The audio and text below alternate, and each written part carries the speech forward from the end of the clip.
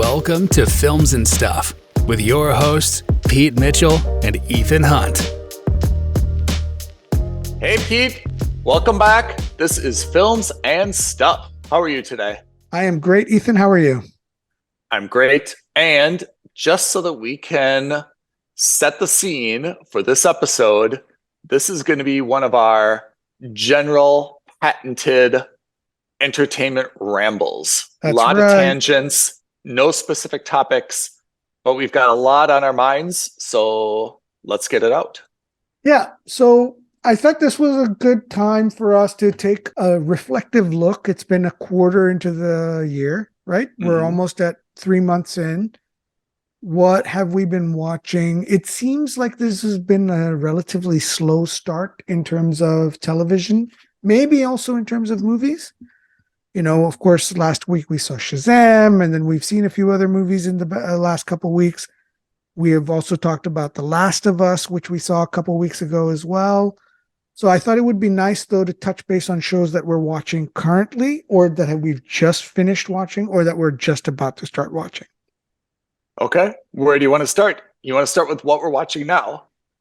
Yeah, why don't we do that? I think that's the best. So, as most of our fans and listeners will know, of course, The Mandalorian Season 3 kicked off 3-4 weeks ago.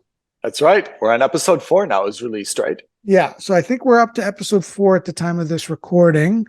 I am up to date. I know you're one episode behind me. I'm one episode behind you, so I've seen numbers 1, 2, and 3.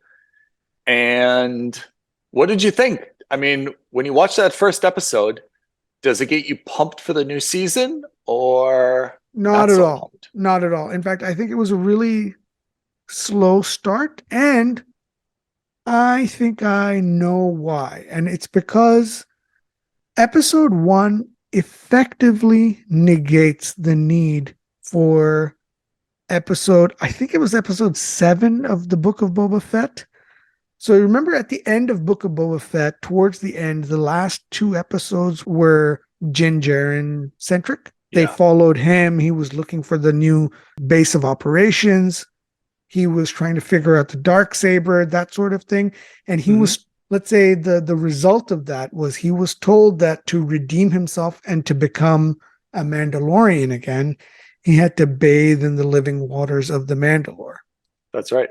And that was what we learned in the Book of Boba Fett, which is why I always used to joke and call it the Book of Bobalorian, because basically it became about the Mandalorian at the end of the TV series. That's right. All of episode 1 was essentially a recap of those 2 episodes, primarily because I think a lot of people who are fans of The Mandalorian stopped watching the Book of Boba Fett. That's probably why they had to do that. I'm working backwards here now. So rumors and reports came out that actually it was requested that because Book of Boba Fett wasn't testing very well, that they put the Mandalorian in it against Dave Filoni and Jon Favreau's wishes. That's what I heard. I'm not saying that's what it is. That's what some of the rumors on the streets were. And if that's the case, then this wouldn't have felt like a retread, because theoretically this should have been the first time we saw all of this. Yeah, they kind of cannibalized exactly the Mandalorian to kind of save Book of Boba. Do we even want to go back to why Book of Boba wasn't so great? Not really. No. I think it just, you know, ultimately I think our lesson to that was, you know, some myths are better left unexplored. I got the same sense that, you know, watching a new season, the first episode, that first scene is always so critical, right? Because you've got like a lot of enthusiasm, sometimes like a little bit of nervous energy. You know where kind of things left off. And you're like, okay, is it going to be like a continuation? Is it going to be a flash forward where things are all resolved and now this person's in a totally different place? I guess I felt watching the first episode that I didn't really get anything new out of it. that it was just like a lot of exposition and trying to like re-explain what happened in the prior season. And I think Exactly. that's what you were saying, right? I agree. And I think that's why it felt, when I saw the first episode, I was like, okay, it's not bad. Yeah. It was nice to see everyone again. But if this is all we're going to be doing in season 3, then I'm a bit worried about it.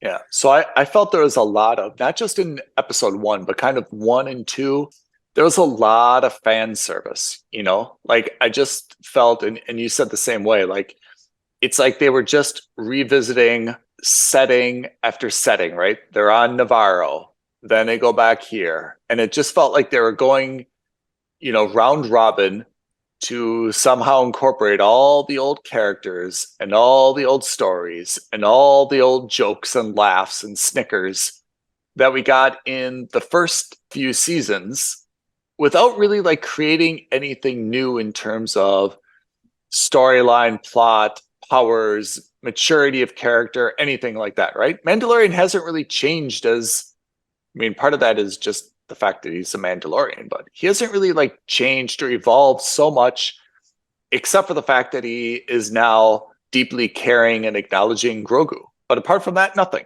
His friends are all the same.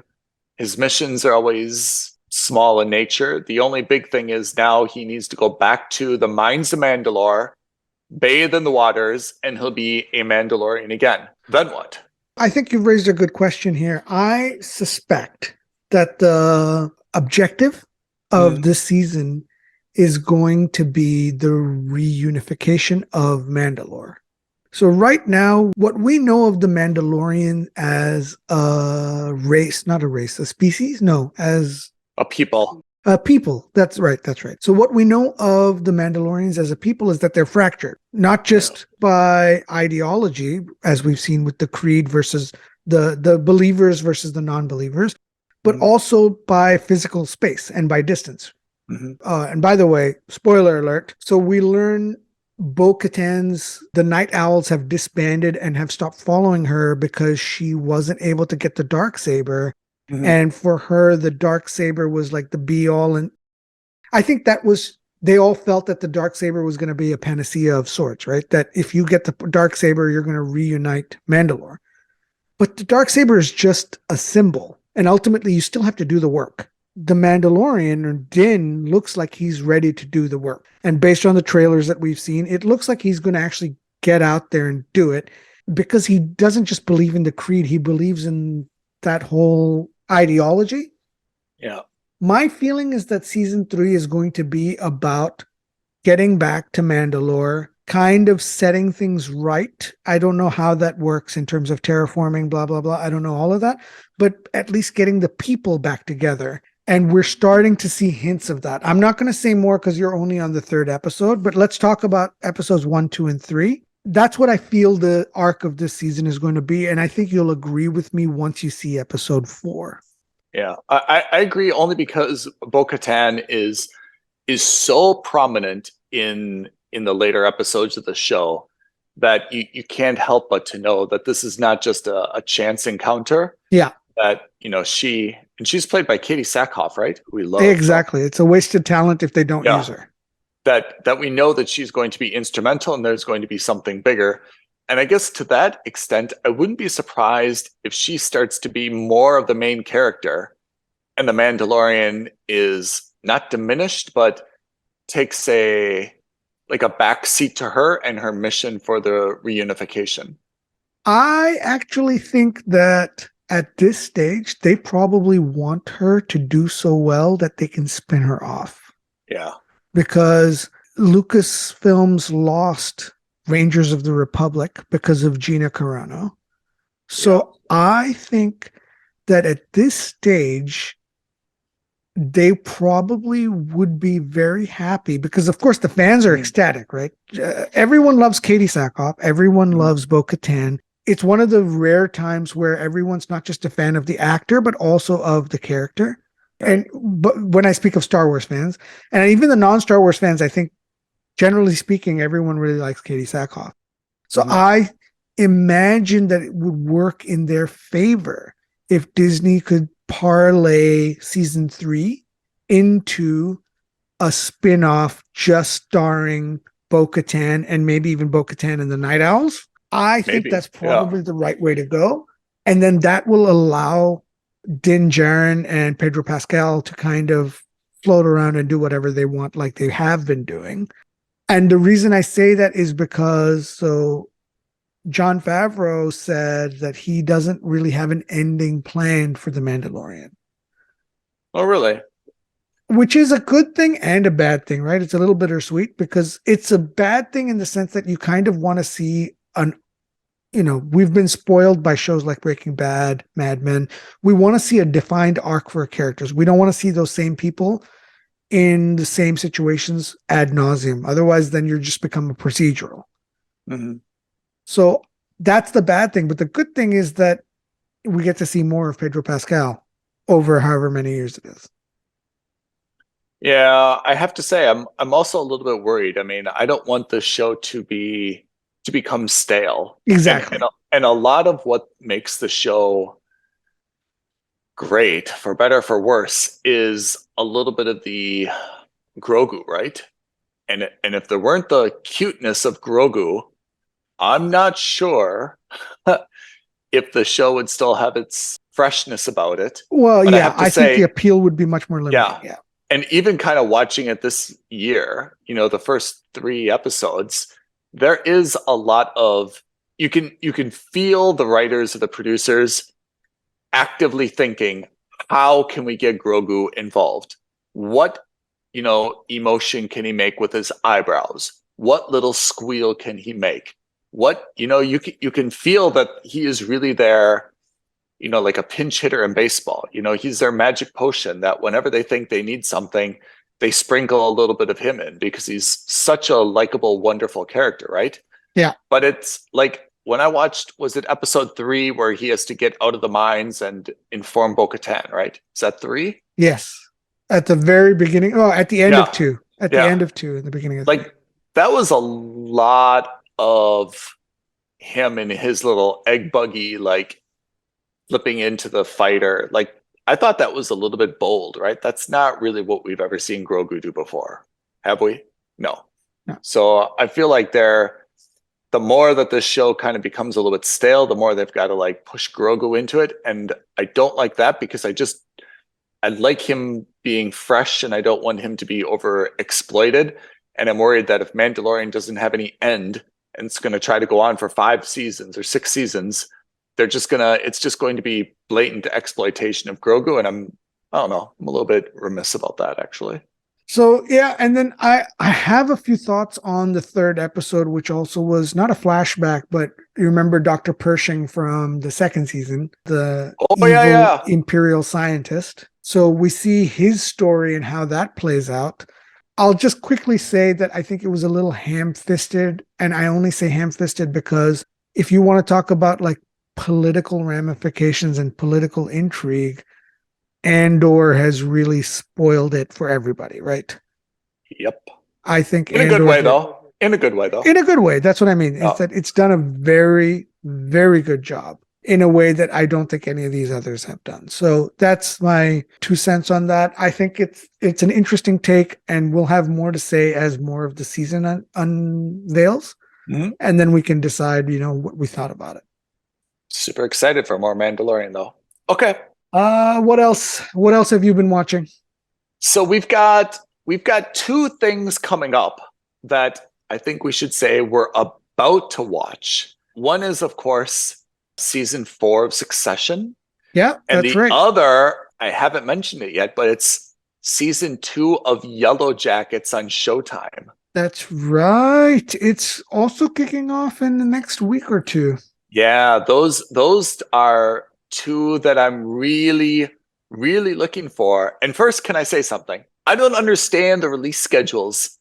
We've suffered through January, February, March, those winter months when outdoor activities are usually at an all-time low, maybe not in Dubai, but generally around the world, right? London, for example. Yeah. And we've been really scrounging for good series.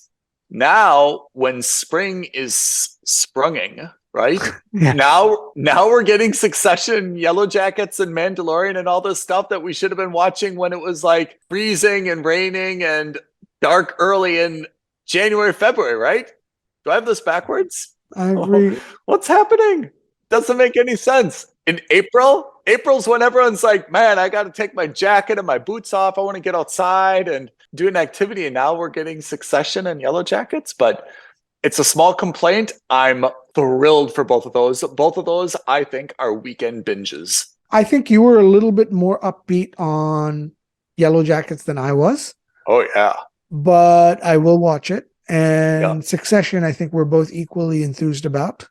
Yeah. And of course, this is the final season as well, which is pretty killer. When I look at IMDb and I look at that cast of Succession, I love everybody from Kieran Culkin, who's an amazing Roman Roy, Alan Ruck, remember the old from Ferris Bueller's Day Off, right? Yeah.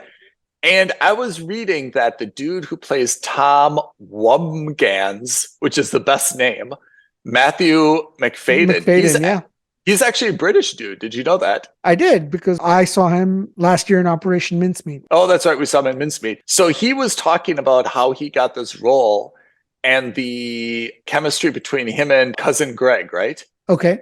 Because Cousin Greg is like super tall. Apparently he's 6'7". Yeah, exactly. Like he's massively tall, right?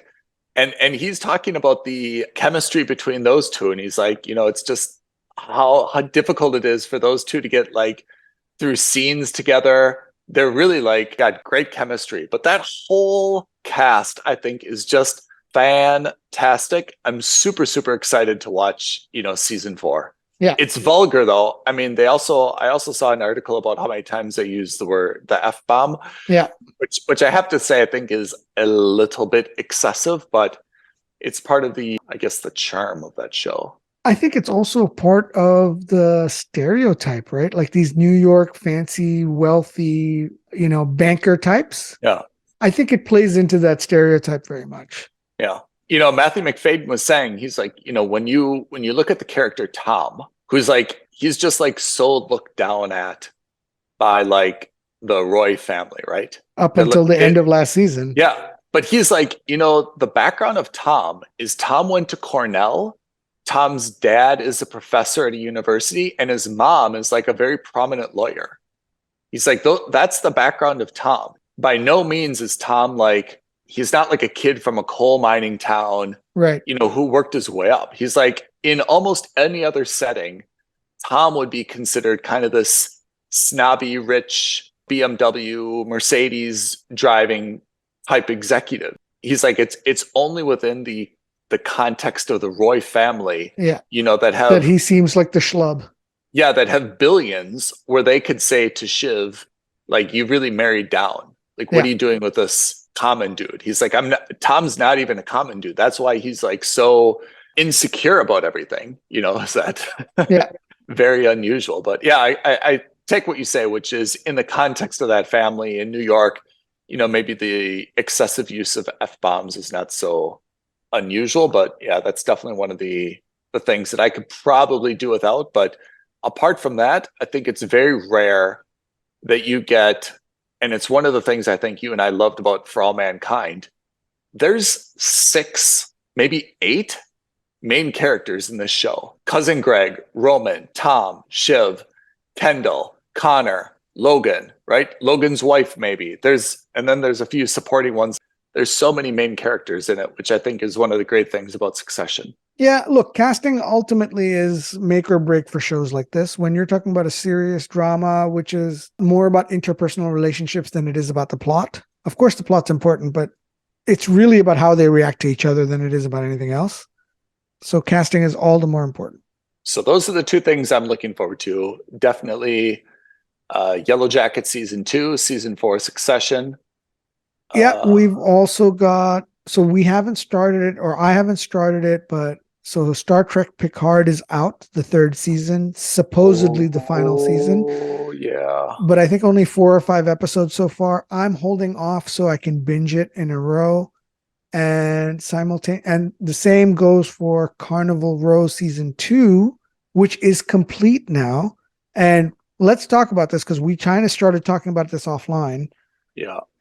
But so you said that it's probably not a good sign that we're not super keen on watching this show. I mean, it's the proof is in the pudding, right? Yeah. We vote with our channel clicking, and we knew that Carnival Row was out on Amazon Prime for many weeks now. 5 weeks. We've been lamenting to each other in our support group that there's not enough good content on television, right? And yet, neither one of us felt compelled to even give Carnival Row a try. Yeah. It's on our watch list, and so we will definitely watch them. Yeah. But you're right. It's almost as if like I have to hit like entertainment rock bottom before I decide to turn it on. Yeah. That means something, right? I mean, at the end of the day, probably no streaming service cares if you watch it and you're happy, or if you watch it and you're not happy, as long as you watch it. Just like they don't care if you don't watch it and you're really looking forward to it. It doesn't matter, right? It only matters if you turn it on, and we haven't. And I guess that is saying something about our enthusiasm for it, because we keep saying we like season 1, but our actions don't indicate that we liked it enough to watch season 2 yet. I think it's also because there was a time gap between the two seasons, and a significant one at that. And 2, the entire time there was also a lot of question as to whether it's going to come out, not come out, what's happening. And 3, they already announced that it's over. Once season 2 is complete, which it is now, that's it. No more episodes coming out. That's what did it for you, for sure. Yeah, the motivation goes away immediately. Like, I get that you don't want to make any more episodes of it. Fine. I mean, I don't, but I could understand that. But why do you have to announce it so early? Because the problem is that for me and I'm sure it's not just me, for thousands, if not millions of other people, the motivation to watch that show drops, it plummets, and it goes down my priority list, because now I know I can watch Carnival Row season 2 anytime, because I don't have the time pressure of knowing that season 3 is right around the corner. It does something else. It also puts something in your head saying, this show wasn't good enough. People didn't like this show enough. Yeah. Right? For me, it's telling me that, like, it wasn't liked. It wasn't good. Yeah. Give me the flip side of this. Give me the argument why that announcement is made so early. I think the cynic in me would say that it's done for corporate reasons, so that, you tell Amazon shareholders that, hey, look, we're cutting costs. We're cutting the cord on shows that aren't popular. You can trust us with our decisions. Don't come at us for this $1 billion that we spent on Rings of Power. We know what's working and what's not working. In response to that, I would say, 1, that may be a legitimate point. But 2, if you're really worried about your shareholders, you're not worried about Ethan with 10 shares of Amazon or Pete with 1 million shares of Amazon. You're worried about BlackRock Equities Fund 1 that owns 4% of Amazon. Yeah. If that's the case, call that person directly. Okay, you can't do that. That's insider trading. Have a shareholders meeting, and on that call, or that earnings call where all your major shareholders will be there, say it there. The press release, I feel like, is not the best way to get that information out, and it undermines things, because you know damn well if you let that show roll, maybe 1 out of 100, it will actually outdo your expectations, and then at least you have the optionality to say, hey, let's hold off on the decision, or we've changed our mind. Actually, it's done better than we thought, or we were going to do this other show, but the dude or the gal got into like some type of legal issue. We need something to fill the space. Let's renew this one instead, right? Yeah. I feel like give yourself the optionality, but it just sends the wrong message when you're told before a show even starts that it's not going to continue. I agree. I wholeheartedly agree. And by the way, that defense that I gave is very lackluster. That's the only thing I can possibly think of. So Carnival Row, we will watch it. We will eventually review it, but don't hold your breath. We're not prioritizing it. Yeah. Because, we're in the middle of Ted Lasso, for example, right now. I just finished Shrinking. Oh, let's talk about Shrinking, because that's Apple TV Plus, and that is precisely what you and I discussed in terms of high quality, small stakes. Low stakes, low budget. You want to summarize the plot? Yeah, absolutely. It's the premise is Jason Segel plays a psychiatrist, and he works in an office with three psychiatrists together. Mhm. Him, Jessica Williams, and Harrison Ford. Mhm. And Harrison Ford is kind of like his professional mentor. And the three of them have been working together for quite some time now. Mhm. We pick up a year after Jason Segel's wife has died in a car accident.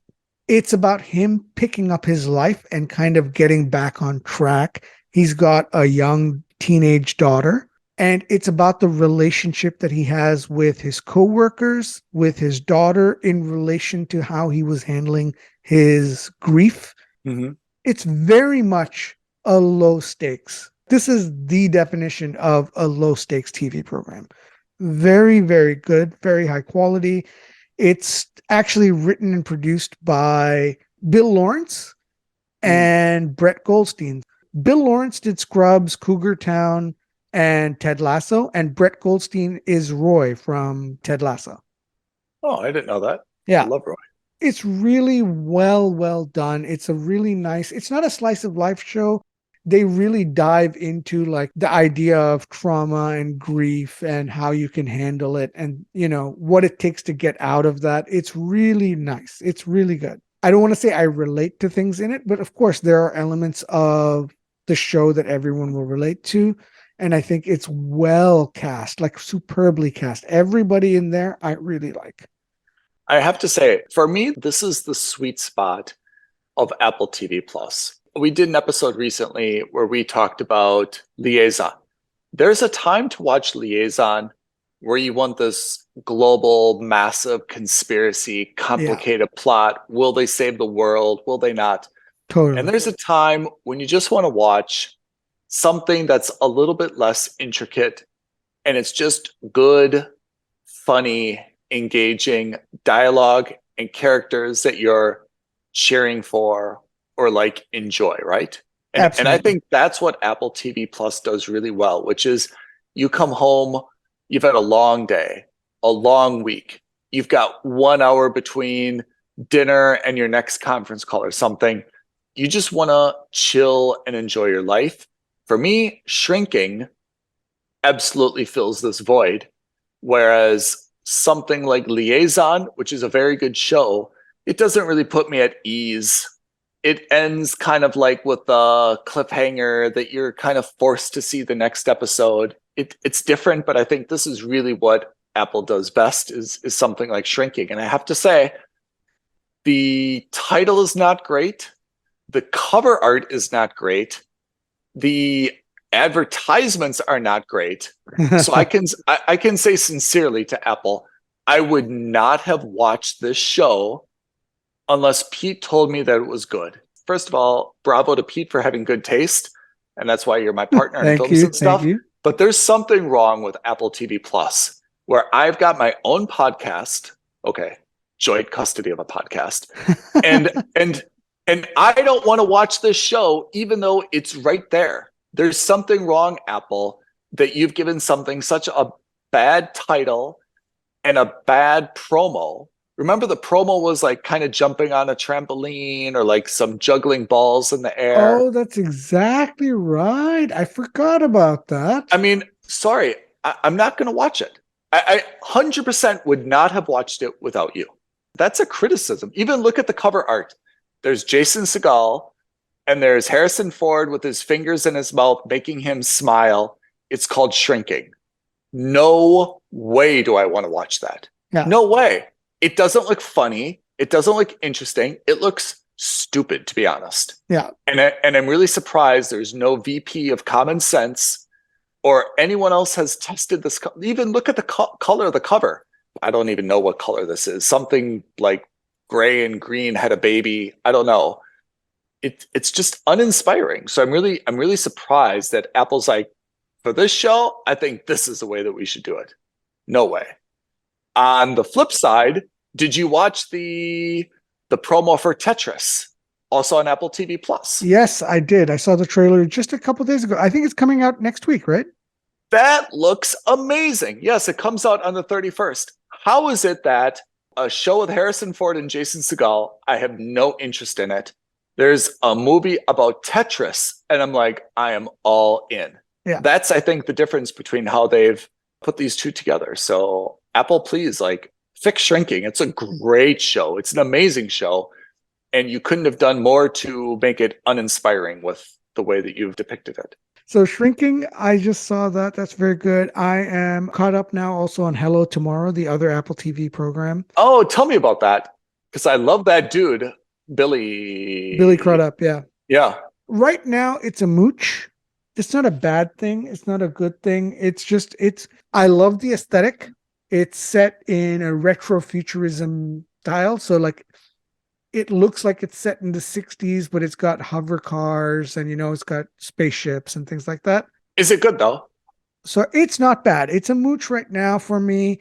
The premise is Billy Crudup is a salesman who's selling plots of land on the moon for people to go and move there. He's like a bad father, and that he's got a kid that the kid doesn't know he's the father. And he goes into the town where his kid lives and he hires him to be his junior assistant. Huh.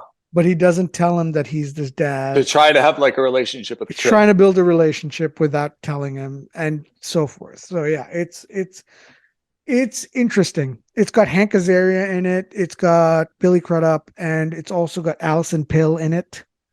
So it's worth watching. I just would not put it very high on my list of priorities. So if, I know you've got Apple TV, I would suggest that if you've really got nothing else going on in terms of, work, or in terms of I've got time and I've got nothing to watch, and you're not in the mood for like a fantasy show like Carnival Row, you could probably watch Hello Tomorrow. I'm going to knock out Shrinking first. Then if I can do Succession or Yellow Jackets, I'll do that. But then I'll put Hello Tomorrow on my list. I think that's the way I'll do it. I mean, I have to say, we're getting into it's March Madness, right?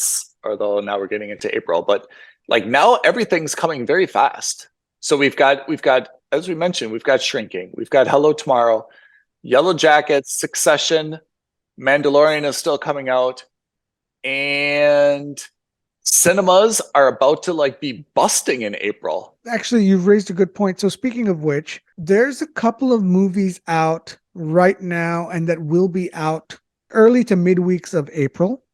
Yeah. That will not be out for Ethan, but they will be out for me. And that's due to the holidays in the UAE. Yeah. So what we've decided what we're going to do with that is I will watch the movies, quote unquote, live. And then we will do either a mini review or like a mini joint review, and it'll be more one-sided than it normally would be. Yeah. And that way that it'll still be current. We've got Adam Driver and 65, which are both kind of like meh, willing to be pleasantly surprised. Yeah. We've got Mario, Dungeons and Dragons, John Wick 4, Renfield. Yeah. What else is coming out in the next couple weeks? I think that Renfield is the last one that I've got on my radar. Yeah. That's in the middle of April. And I'm not even sure what the release, that's the date I pulled, but whether that's actually accurate or not is to be determined. Oh, also we've got Air. Air is coming next week. And The Covenant. I thought we were excited about The Covenant. The Covenant. Remind me? I'm going to remind myself first. Follows U.S. Army Sergeant John Kinley, Jake Gyllenhaal, an Afghan interpreter. Okay. You told me about this. I did. I just forgot that it was a Guy Ritchie movie. So, okay. So that's interesting. So it's going to be, for us, it'll be released on Prime Video. This is so funny because, as all of our listeners know, usually big releases come out in Dubai a day or two before they come out in London. And I'm always telling Pete, when can you see it? He's like, I'll see it Friday when it comes out. I'll say, I'm going to see it Wednesday night. I'll try to, no spoilers until then. And now the tables are turned because of Ramadan holiday in Dubai. You're getting to see things like 2 or 3 weeks before I'm getting to see them, the shoe is on the other foot. Yeah, but just temporarily. That's just the circumstance of the holiday this year. But man, that's a lot of good content coming out in the next few weeks. That's at least 4 to 5 films and 2 more good series, right? That's amazing. Yeah. A lot of stuff coming in April. So April's a busy month for us, but I'm looking forward to it. Time to couch potato. What else? Is there anything else we need to touch base on in terms of movies or TV shows that we are either watching or have watched recently? I think that's a pretty good rant for now. I mean, I guess I can just say generally, I'm not even looking at Netflix. Like, there's nothing I'm looking at on Netflix unless you tell me or my brother tells me there's something super on Netflix. I'm not even like going there. I'm going to focus on shrinking. I'll probably watch John Wick 3 just to freshen myself and then finish up Mandalorian. And then there's a lot of stuff to plow through, for the next month.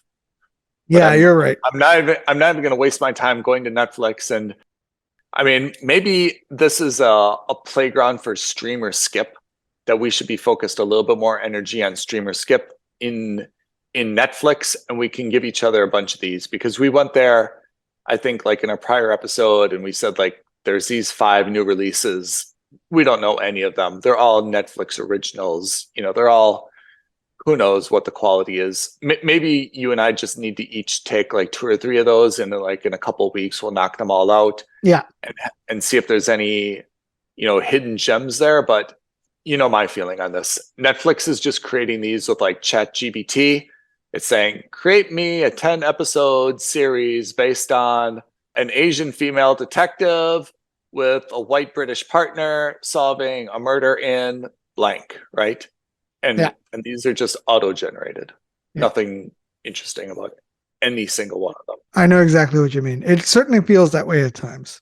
Or there's a lot of kind of foreign stuff.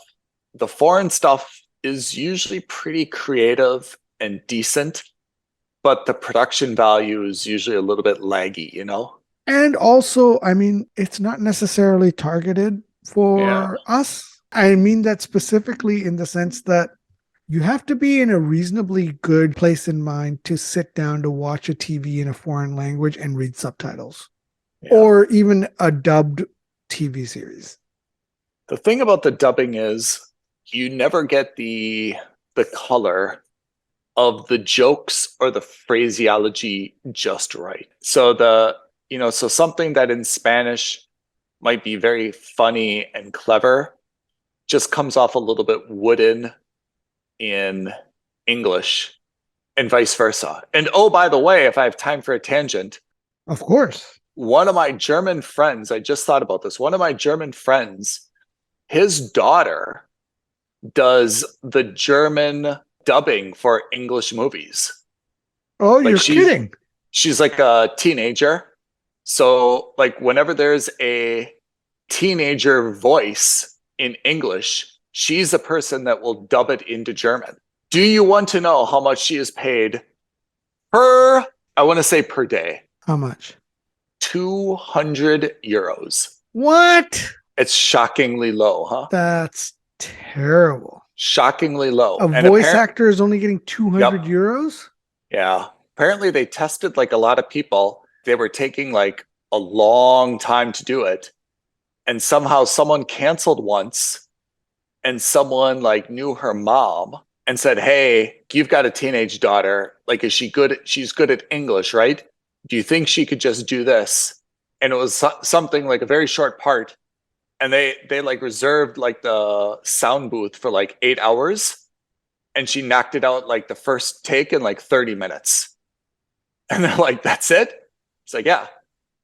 And they're like, we're going to use you all the time. So now whenever there's a movie, they call her. And if you think about it, the daughter usually doesn't have like that many lines, Yeah. If you think of like any Gerard Butler movie, there's a dad, look out, or a no way, or I've got plans with someone tonight, like there's maybe 20 lines, right? So they just go one by one. They say, okay, you're at a bus stop. Your dad just called you on the phone. Read the line in German, Yeah. And she reads it in English and she'll just do it in German. And they're like, wow, this girl's amazing. She gets 200 euros a day. Huh. I mean, 200 euros is a lot for a teenager, but at the same time, it's nothing for the industry. I know. She's like, man, like the kid thinks she's making like totally She's rich. She's banking like, it, yeah. I could like buy all the ice creams I want for my friends, and I can buy like a new pair of shoes. Like she's thinking she's banking it. And the parents like, man, like it costs us like 10 euros to drive her there and 10 euros to drive her back. We're waiting around for 2 hours. Like, what a ripoff. Terrible. So there's my little story about dubbing. I just forgot about that because my German friend was visiting and he told me. That's funny.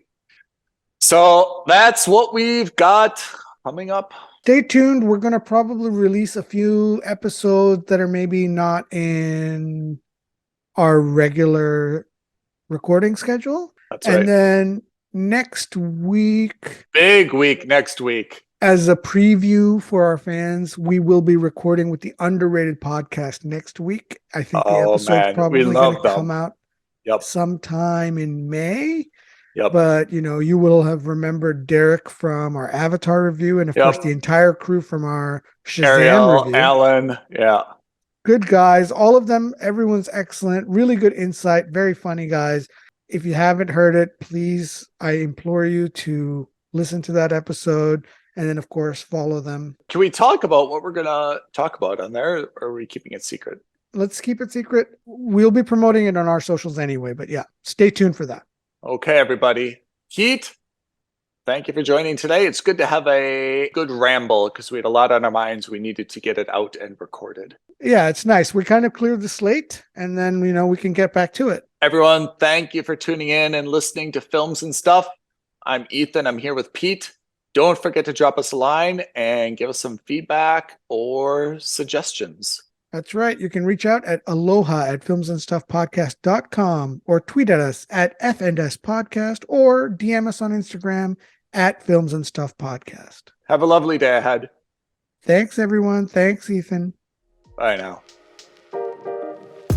Thank you for listening to another episode of Films and Stuff. If you haven't already, please subscribe and review on Apple Podcasts, Spotify, or wherever podcasts are downloaded. Films and Stuff. There is no substitute.